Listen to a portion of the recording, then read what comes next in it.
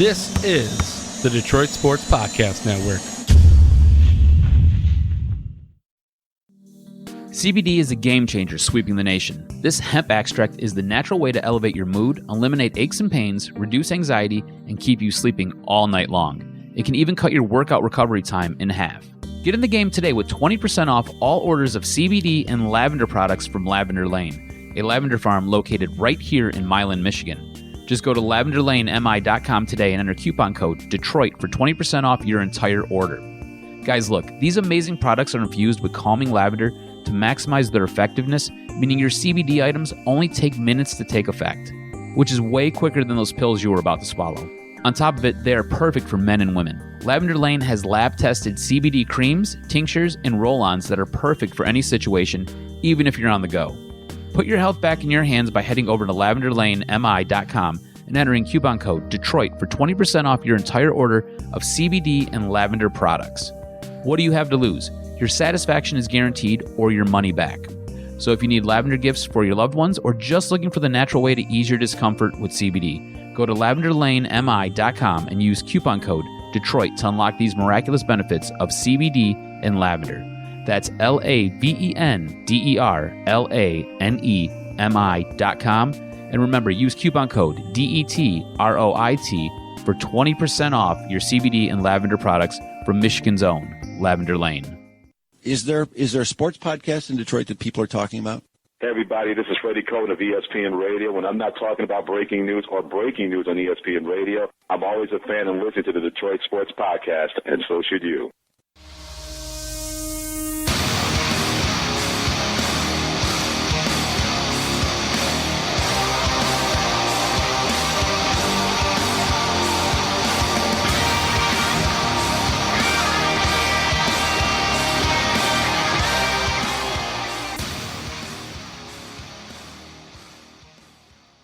Welcome, everybody, to the latest edition of the DocNJock podcast. I am the Doc, John McEnroe. Joining me, my cousin Adam, the Jock Strozinski. When this drops, I'll be on the beach in Mexico, hopefully figuring out how to pay for a destination wedding.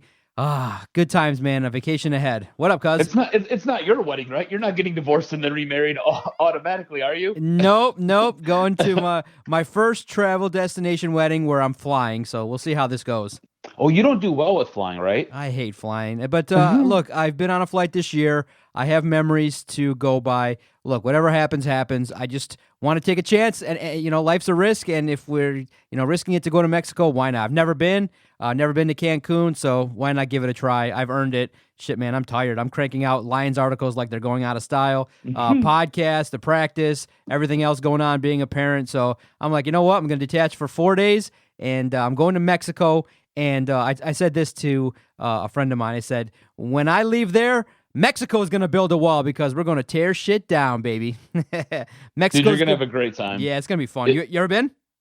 I've been to Cancun. I've been on a cruise before, and one of our stops that we stopped at was Cancun. It was fantastic. I had a blast. Yeah, I don't remember a lot of it, but I think it was fun. So you're going to have a great time, dude. It's going to be awesome. Yes, sir. You know what's not awesome? The home Detroit Lions. The Detroit Lions, man. Covering that team is wild. Although when you really pay attention to it and you use some common sense, unlike you guys who all picked, the entire SI staff picked the Lions. I said to you the day before, I said, bro, all of you picked the Lions. What universe am I in? Because right before I messaged you, I looked at the news, the Free Press, MLive.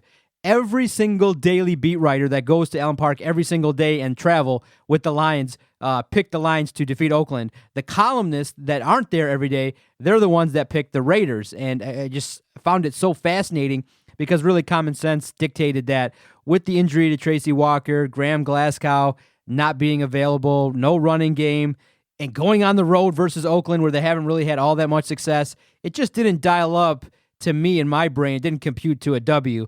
But at the end of the day, because throughout the course of this podcast, literally, there's been like a dozen moments where you're like, what the fuck are they doing? And we add another one. There's about a dozen moments in this game where you were like, what the fuck are they doing? Exactly. And it happened again. I mean, look, people... I know that in this week, the news has been about bashing Matt Patricia's defense and how awful it is and looking at his regime. But at the end of the day, football is about 2 or 3 critical plays. And if you just want to hone in on a couple plays, Tavon Wilson had a chance to pick Derek Carr, and he dropped the ball. And that's a missed opportunity. Oakland goes on and takes the 7-point lead. The Lions are fine. They're driving. They're making the moves. Stafford is showing the love to Golladay and Jones. They balled out huge. They're the number 1 and 2 receiver in the entire NFL. So everything's going well offensively despite the running game. And everyone knew that, okay, the Lions weren't really going to rush it a whole heck of a lot. So the Lions are passing it, and they're having success. It comes down to 4th and goal after a great play. And, the clock is ticking, and John Gruden calls a timeout, which is so unusual. But, everyone says he bailed the Lions out. Well, let's talk about this play real quick. Because John Gruden basically gives you the get-out-of-jail-free card. It's unheard of to do that. He basically hands you the game because the clock was going to run out. I don't think the Lions were going to be able to get the play off if they wanted to get off. So you were going to lose because Matt Stafford completes a pass that's essentially a 1.5 yards short. And you've got now, I think it was 8 seconds left on the clock. Gruden calls a timeout. And you can't dial up a play that is any better than throwing to your 3rd-string tight end? Bro. What is going on here? The play call and the fact that John Gruden is such a boner jam that he calls a timeout and bails you out and you still can't get it right. This is why I picked the Lions. I'm going to give you my logic because I didn't trust, and I told you this, I didn't trust David Carr, who had an okay game, didn't have a great game. He had an okay game, and I didn't trust John Gruden. And if the Lions would have scored a touchdown here and would have somehow pulled this game out, I probably would have been justified. But Matt Patricia's defense and Matt Patricia in that offense's play calling is so brutal and underwhelming, it costs you yet another game. How many times is this going to happen? How do you dial up a play? You've got 2 wide receivers who are on fire for the day. Both of them eclipsed over 120 yards, and both of them had a touchdown. How? Explain to me how you're going to be like, oh, okay, it's cool. Let's throw to our 3rd-string tight end.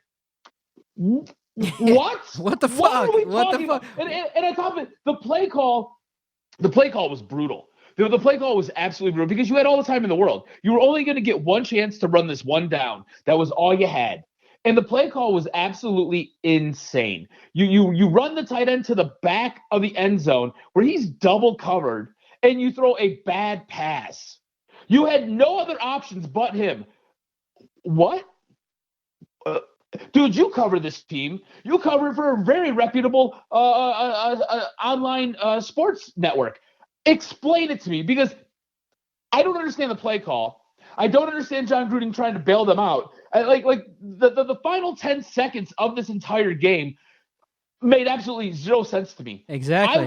I wanted to tweet you. I wanted to talk to you. I was so upset. I just had to put my phone down, and everybody was like shocked, like what the hell? Because I think what happens is in football, there's this advanced chess move where it's kind of like that I know what we're doing, so we're going to try and scheme this. And so what the Lions, the way the play would have ran was, it was supposed to be kind of like a decoy to a running back, and then the idea would be the tight end to kind of be running a little bit more free.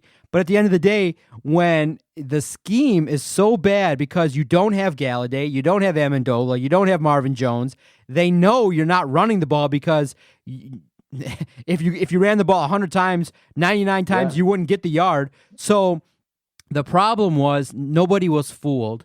And the Raiders defense understood what was happening. So when Matthew Stafford, kind of got that pressure, he was then forced to kind of maybe throw it a little bit faster to Thomas. But Thomas got his hand on the ball, so you could make a case he should have made it, but the entire play should not have been ran. Or if that's the play you're going to run and you're going to target Logan Thomas, at least have Golladay out there to be a decoy. At least have Marvin Jones, Danny Amendola, at least run a set where you could maybe give Stafford and that offense a chance to kind of fool the Raiders defense. The play call was so bad and so poorly designed that when they look at it on film on Monday, they're probably going to just be like, what the hell did we try and call?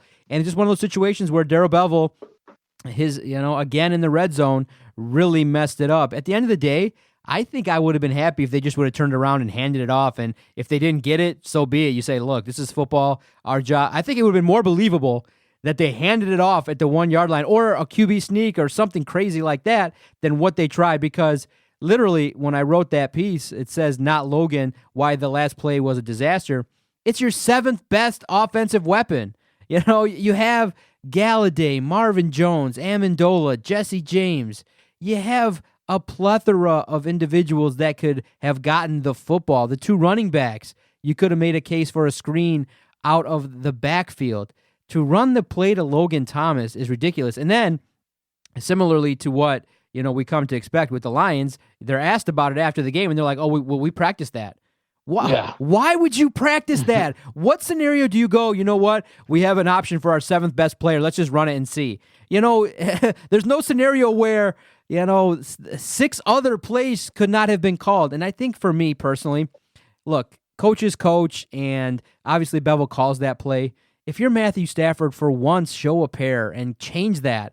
Look at that and go, okay, they called it for Logan Thomas. We're not doing that. Just Ty, all right, get out in the flat, and I'm going to hit you, and let's see what happens. Just change the play and own it. Don't run that play. Dude, I don't understand why you don't call, I don't know, a bubble screen or have the wide receiver just kind of leak out of the backfield towards the opposite sideline that you're lined up on and just toss him the ball. You have to essentially get 3 yards. You mean to tell me if you have a running back leaking out towards the flat in the opposite sideline, he can't find an angle to get to the end zone or at least make it look like it's going to be close? This play had no chance of happening. There was no chance that this was going to work, yet they decided to run this. And on top of all of that, this one play covers up the dramatic fact that the defense is so piss poor that the Raiders damn near ran for 200 yards on you. They couldn't stop anybody. Anybody. They had a second-year change of pace back, breaking off plays in the final quarter when they had the ball and they needed something. They had to put some points on the board. They're going to a change of pace back, and he's cutting you up. Like, let that sink in. That is bad. They couldn't stop him. He's a second-year player. He's probably their second or their third option at running back, yet he is dicing you up and down the field. Like, this defense is so piss poor, and it only gets covered up by the fact that Detroit had the worst play call and the worst play design since probably the Super Bowl when Marshawn Lynch should have got the handoff and should have ran in for a touchdown. It's so damn bad right now. And I look, I don't even understand how you can fix it because it's not like they haven't invested money in that defense. Going into the year, we talked about the defensive line being the strength of this team, how you're going to be able to rotate guys in, how guys are going to be able to put pressure on the quarterback, how you're going to be able to contain running backs. None of that's happened this year. Matt Patricia is supposed to be this defensive guru. I don't know. I'd like to see a show of hands. Anybody seen it yet? Anybody? Cool. I don't see any hands up because nobody has seen it yet. This is absolutely insane. And his in-game management is mind-blowing to me. The fact that you use up all of your timeouts, all of them, and you have to lean on John Gruden's Chucky-looking ass to call a timeout with 8 seconds left to give you a shot to win a football game against the freaking Oakland Raiders is inane to me. Blows my mind. He has not yet mastered how to utilize his timeouts correctly. And this is something that I think we discussed in the preseason because he was using timeouts all willy-nilly there as well. We're like, he'll shape it up. It'll get better by the time the regular season rolls around. Dude, we are now 8 games into the regular season, and it doesn't look like it's going to get any better. The offensive play calling at times is questionable. Matthew Stafford for 3 straight weeks has had an excellent performance. He has been awesome, okay? He had a ill-timed pass to Kenny Golladay early in that fourth quarter that could have got them a touchdown. He's kicking himself in the ass. That happens now and again. I don't understand the last play call of the fourth quarter that I don't know how you go to Logan Thomas. It just doesn't make sense to me. I'll never get it. I don't understand Matt Patricia and his usage of timeouts, and I don't understand why this defense, why specifically this defensive line can't put pressure on a quarterback and hit them or sack them or force more turnovers. I just don't get any of this. Like if somebody could explain this to me, if I could sit down with Jesus Christ himself and look across from him, and me and him both just sit there and sip coffee and we just talk. And I said, Jesus, I love you. Explain this to me, okay? I know I haven't been to church in forever, and I know I do a lot of horrible things. It's great. But please, explain this to me. How come the Detroit Lions can't get pressure on quarterbacks when they've invested all of these resources and all of this money into that defensive line? Please explain. And then I would watch his head explode in front of me because he couldn't even explain it. I don't get it. I don't understand it. This team is so damn frustrating. I had a buddy of mine, one of my best friends since 3rd grade, send me a text message yesterday and say, I wanted to call you and vent to you about the Detroit Lions. I said, why didn't you? He said, I just had to put my phone down. He's like, I hate this team. I'm done with this team for the year. The season's only half over, bro. And he's done with the year. This was a game this team needed. This team needed this win. Okay. And I talked about it multiple times during the broadcast, but this team needed this win. Do you know why? Because the Green Bay Packers got their asses pushed in. Okay. They got jail sexed by the Chargers. The Bears have lost another game, and it sounds like that locker room is splintering because of the quarterback, because Trubisky is a bum. The Vikings took an L. Everybody in front of you lost. This was a week that you needed to win. You needed to win this week and help move yourself up a little bit and at least try to keep pace with everybody who's ahead of you. And you couldn't do it. You couldn't do it. Your head coach put you in a bad spot. That defense let you down again. Your offensive coordinator designed a bullshit play, and your quarterback missed a freaking open wide receiver. And I don't put any of this on Matt Stafford. Matt Stafford had another great game. This is not on Matt Stafford. Any of you who thinks this is on Matt Stafford, you're an idiot. He had another fantastic week. It's not his fault that his offensive coordinator is a boner. It's not his fault that his head coach has no idea how to use timeouts and can't get his defense, which he's supposed to be some curator of, to get pressures on quarterbacks and cause sacks and cause fumbles. That's not his fault. That's not on him. He threw 3 touchdowns. He threw for 400 yards. He's doing it with no running game. When J.D. McKissic is your best running back, that's a problem. That's a big problem. And it's not Matt Stafford's fault. It's Bob Quinn. It's Matt Patricia. It's Darrell Bevel. I call him Darren because he doesn't deserve to have his name called out rightly. So it's Darren Bevel. It's their fault. It's all those guys. It's every one of those guys along that defensive line. Every single one of them. Trey Flowers, can I get my money back, please? Snacks Harrison, how about I get a refund, please?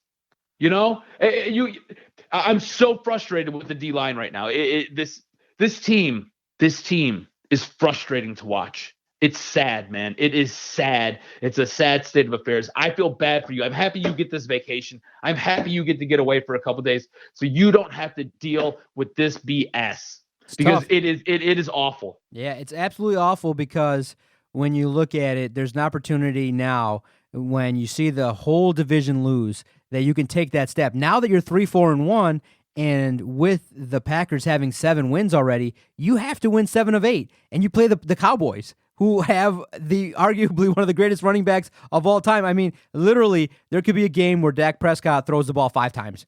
They just hand the ball off to Elliott, and the game will be over. I see that being a loss. And then you still got to play the Packers and the Vikings one more time. So obviously, there's opportunities for wins, and I do think it's a good opportunity to go on the road and defeat the Chicago Bears. But you can't at any moment really predict that the Lions are going to win because of the fact that the defense is the worst in the entire NFL. Second to worst defense, no pressure. Jared Davis makes boneheaded mistakes. And, on Monday, Matt Patricia said that Paul Pasqualoni is still going to call the defense, which is really absurd on so many levels that, no changes were made because at the end of the day, you just wish at one point someone would ask, at what point do you tell the team, well, okay, maybe they just can't execute what we want, and we should have them try and execute something different. Because at the end of the day, after 8 weeks, it's pretty much safe to say that the Lions can't execute what Matt Patricia wants. And Darius Slay comes out and he says that teams are doing the same things over and over and over again and nothing's new. So how weird is that, hearing that teams are copying other teams, and this when you're watching film and prepping, and you still can't stop it. How unusual is that? Only the Lions, man. That's what happens, is that corrections can't be made, and unfortunately, injuries are starting to take a toll, and you're wasting arguably a career year from Matthew Stafford, who is slinging the ball all over the place, and it's a shame. You got people saying that Stafford should walk in and demand to be traded, that they're starting to lose hope. Each loss that racks up, really, I wrote on SI.com, I did a poll, a name from the past has been brought up. The reason why I wrote it was a lot of people said, hey, we see Matt Patricia potentially going 2 years without the postseason, maybe not even getting, 15 wins in 2 years. Jim Caldwell, the guy from the past, the last head coach in 4 years, got the Lions to the playoffs twice. Now, you and I are probably in the same boat. We never felt like, Jim Caldwell would ever get the Lions to the Super Bowl. But at the end of the day, if I don't know. End of the day, you got to make it to the playoffs to have a chance to go play in the Super Bowl. Exactly. And maybe if you made the case that if you wrote out Caldwell and gave him a couple more weapons, maybe he would have got you there. You never know. He would have had that dream season. What if he would have got 5 more years? Maybe if you reflect back, he was getting you to the playoffs. I mean, 2 9-7 seasons, and then his first year was, I think, 11 wins and a wild card. So it wasn't a terrible tenure. He won over 50% of his games, but I think those that don't support Caldwell said that, look, there was a ceiling and everyone knew it. But at the end of the day, there's a basement with Matt Patricia, and he ain't getting out of it. That's the problem, is that, the idea is to try and win Super Bowls, but if Matt Patricia needs 5 years to do it, I don't know if this fan base is patient. I mean, every loss, it seems like the fan base is erupting. Hell, I'm erupting. Every loss is so frustrating because, really, that game versus the Raiders, you could have won. Mm-hmm. You should have won. Yeah. You really should. And you're right. Matt Stafford's having a career year. This could be another one of those seasons where he throws for 5,000 yards. I don't think it's going to happen, but right now he's on pace. So it could be one of those years. He's having an outstanding year. His touchdown to interception ratio is damn near 4-1. That's freaking crazy. That's tops in the league. And you're going to waste it. You're going to waste it because your head coach is supposed to be able to get the best out of a coconut, and yet he's got a $90 million man like Trey Flowers who can't get a sack. And you got this defensive line. I mean, you have the best interior defensive tackle, at least according to Pro Football Focus, for the last 3 out of 5 years, and he's having a down season. So I'm not really sure what's going on here. And you're right. We talk about Paul Pasqualoni being the defensive coordinator. Fine, great, dandy. Does anybody actually believe that? Does anybody believe that he's the one pulling the strings? I don't. I think basically he's a position coach who has a glorified title, and essentially Patricia tells him what to do. And during the game, Patricia's calling that defense. He's running that defense. And I mean, honestly, that's probably the way we'd want it. But at some point, you need to see results, and we're just not seeing it. Last year, the second half of the season, they had a top 10 defense. This year, they are the second worst defense in the league. I don't understand. You added pieces. You added guys. You beat things up. I don't get what's going on. This defense is going to cost this team a chance at the playoffs, and you're going to waste an incredible year by Matt Stafford. It's frustrating all the way around. As a Detroit Lions fan, I'm pissed. Yes, we're all angry, we're all frustrated, but the question everybody's got to ask is, have you lost confidence in Matt Patricia? Is it time maybe to say, well, maybe we need to evaluate what's out there? Is there an upgrade available if Matt Patricia's not the guy? Has Matt Patricia lost you? Because it's so odd that a defensive coordinator, a specialist on the defense, is coaching the second worst defense, and you added pieces, you threw money at it. for that, return. It's crazy to see. It's crazy to talk about, but the Lions invested in the defense only to have the second worst defense in the entire league. I mean, at this point, so last year I was pretty shook by Matt Patricia. I was taken aback by some of the things he did. I was really upset with how he handled the media and the way he conducted himself. I was upset with a lot of things that went on last year. And this year, going into the season, it seemed like he righted a lot of those wrongs. It seemed like he kind of understood what was going on. So this is all not on the field. This has nothing to do with on the field. This is all off the field and how he conducts himself. And I was like, all right, cool. Because what I seen on the field last year, by taking a defense that was subpar to start the year, but then got progressively better all the way till they made a top 10 defense in the NFL. I was like, okay, cool. So this is a guy who kind of gets it. He just needs the right pieces. He just needs the right guys. He just needs a few things. Fast forward to the offseason, he gets a few things, right? They go out, they get Trey Flowers. Trey Flowers was supposed to be this monster signing for this team. And I'm like, all right, great. So let's see what he does. He hasn't done anything this year. So if you kind of clean up your off the field side and your on the field side just completely disintegrates. Honestly, at this point, I don't have confidence in you. I don't see what's going to happen. All that being said, I don't think he's going to get fired. I don't see him getting fired. Do you see any way that he gets fired? Him and Bob Quinn are so close. They are butt boys together, right? It would be like me and you going someplace, right? And somebody spills a drink on you. Let's not act like I'm not going to get up in somebody's face and try to mess them up and just kind of rearrange their nose and their eyeballs. Let's not pretend like that's not going to happen. That is basically what you got going on here. So you know what I'm saying? 100%. So that's why you're going to see year 3. But beyond next year, if he doesn't get to the postseason next year, unfortunately, this year's a wash. I mean, I don't see you winning 7 of 8 games. It's going to be hopefully, they do get to 7, 8 wins. He can say, look, we made improvements, not good enough. They'll reinvest hopefully on the defense, in the first round, and they take impactful players. And then next year you'll start to see maybe everything come together. Because remember, the defense is horrible, but they're in the games. You know what I mean? They're within a touchdown in all these games. So at the end of the day, when you look at it objectively, the Lions are in it. They're within 5 plays of executing to being well. And so that means you probably just need a couple more guys to come back healthy.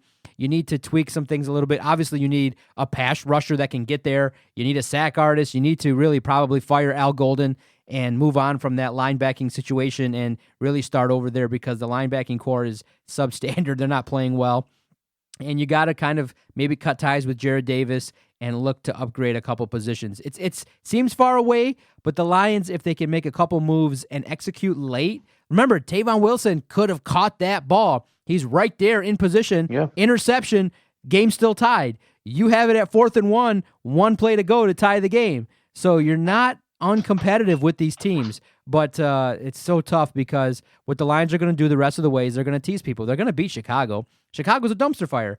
So they're going to win, and then they get to play the Cowboys and then the Redskins. So there's going to be an opportunity there if they can beat the Cowboys to get some momentum and move things forward. But at the end of the day, it's a 500 team. The team's not good enough to consistently roll off that many wins in a row. So just expect 6, 7, 8 wins and a whole heck of a lot of people complaining about Patricia and Quinn in the offseason. They'll make some moves. They will retool.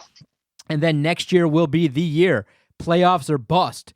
And I would almost put it at playoff win or bust because could you imagine Matthew Stafford entering year 14 with no playoff wins? Come on, man. Dude, it can't happen. I mean, and here's the problem, too, with that. Darius Slay's on his way out. Dude is like, willing to say whatever. He's like, yeah, we have a puzzle, but it's just not put together right. So he's directly taking a shot at Matt Patricia. So he doesn't care. He's saying whatever he wants to say, and he probably is smart because he realizes, man, if I get out of here, there's an opportunity for me to get some wins. So for me, I will say this. 1 week removed from the Raiders game, I think the Lions should destroy the Bears because the Bears' offense is atrocious. Trubisky will give you the football. He literally is waiting. He's like, okay, tonight on Thursday, he's like, okay, am I going to throw it to Slay? Am I going to throw it to Melvin? Am I going to throw it to Tavai? He might throw it to all of them because that's how bad that offense is. And all you got to do is stop their run and avoid making mistakes. And it's one of those situations where they will right the ship. I can't imagine the Lions losing to the Bears. Now, if they lose to the Bears, all hell is going to break loose in Detroit. It should be a victory, no doubt, this Sunday. It doesn't matter which keys. I think that the Lions can roll up in there with Stafford and Golladay and Jones, and they should be due for 28 points. And my prediction is going to be the Lions 28 and the Bears 23. That Bears defense doesn't scare you at all?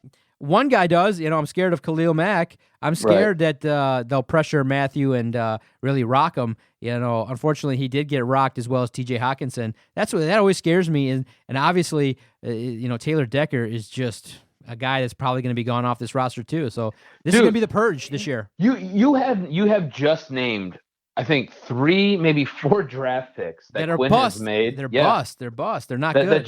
They're not. They're performing at a below substandard level. That is front of me. Jared Davis was a first round pick who was supposed to shore up that linebacking core. Hasn't happened. Taylor Decker, another first round pick who was supposed to shore up that offensive line.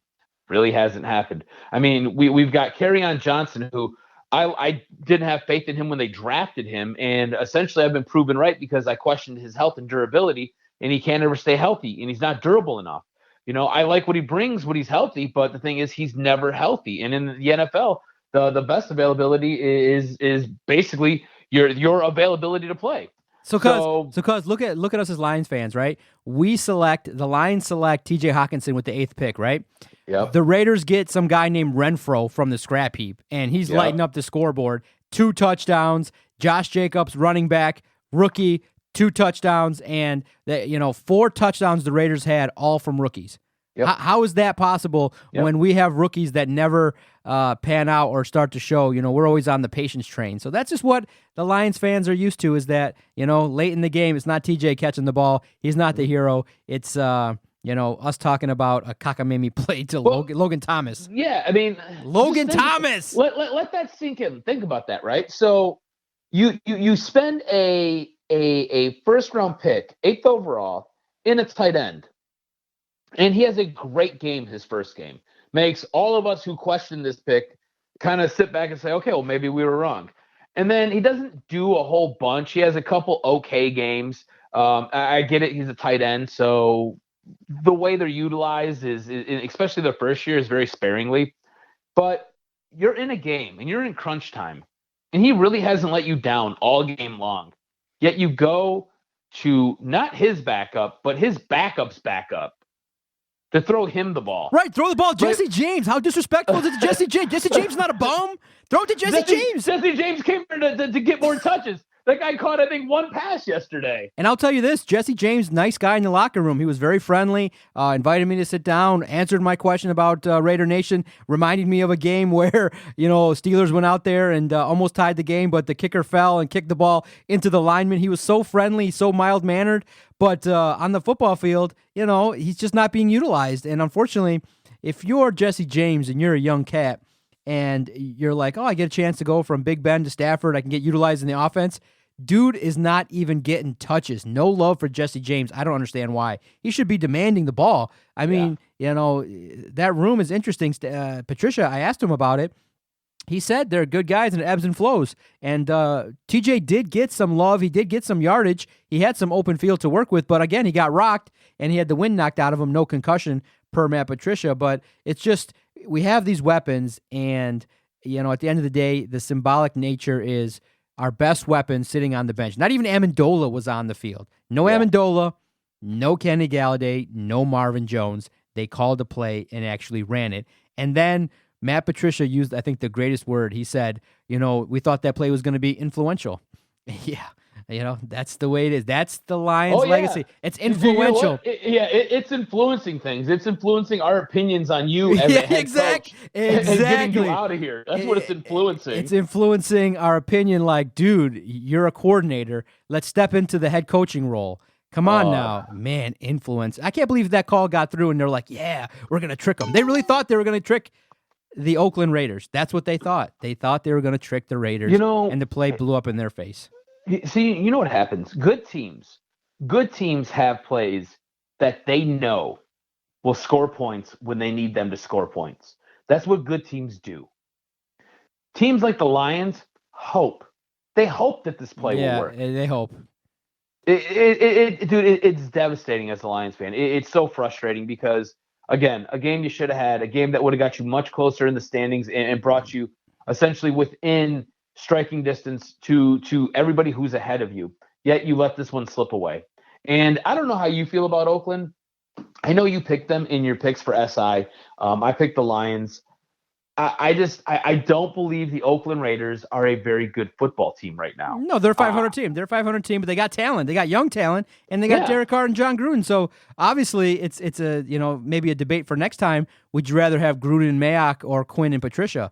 It's interesting. At this point, to be honest with you, I think the Raiders probably have maybe 5% better outcome and viewpoint than the Lions at this point. They're about 5% better. I still think Patricia can do the job, but you're going to have this along the way where he acts like the smartest guy in the room, because you can't have a system where, guys get hurt and then your defense just falls off the planet. Something's wrong, whether it be the scheme, the execution, or your hands are too far off where you're just trying this delegation thing. It can't be that bad. It can be average. You can have drop-offs, but you can't go from, top 10 defense to the worst in the NFL. It's unheard of. It's unprecedented. And, all you got to do is look to the Patriots. He leaves, and the Patriots defense is worldly. Yeah, it's got, that's true. So how what kind of genius is this? This isn't working, and you have to see some changes. I would say maybe you can't do it in this season, but next year that defense has to be better. And if this season ends and the defense is continuously this bad, you have to fire Al Golden and you have to fire Pasqualoni, and you have to, unfortunately, scapegoat them and get some new young blood in here to run this defense. I agree with you 110%. I really do. Make those changes, man, because at the end of the day, the sword is going to fall on your head. And Matt Patricia, look, he understands the schemes. He knows what he's talking about. But at the end of the day, if you can't delegate and put people in the right spots in those key moments, you got to find a way to make Tavon Wilson catch that ball. You got to have, these plays being made. 4th and 1, hell, you got a fullback. You did draft him, put him out there and smash him out. This is old school. You're a yard away. Do something different. Don't throw it to Logan Thomas. You could have sold me on a fullback, getting the ball and seeing if he can plow his way through. Other than what they did, it was god awful. So we'll end with that. I love talking football with you. Hopefully I return safely, a good trip. Then we're going to focus our attention on a victory. I think the majority of the staff should pick the Bears, because the Bears are terrible. And but if the Lions lose, it might just start opening the floodgate to our discussion regarding the next Lions head coach. For Adam Strozinski, I am the Doc, John Mackerman. Follow Adam on Twitter at AdamRSTROZ, the most hated man in Michigan Nation this week. I'm the Doc. Bro. Follow us at Detroit Podcast. We'll tease that. Adam got into it with Michigan Nation, and people weren't happy. He's a Psycho fan, and he got into it with Michigan Nation, and I sat back and loved it. He didn't take my advice, but it was great. We'll tease it. Adam will. Bunch of slapdicks, dude. Yeah. A bunch of slapdicks. Slapdicks got into it with Adam on Twitter, and we'll share that next week in our preview. Michigan State week will be a fun week as always. Stay tuned. You've just downloaded the latest edition of Doc and Jock. I hear voices in my head. They counsel me. They understand. They talk to me.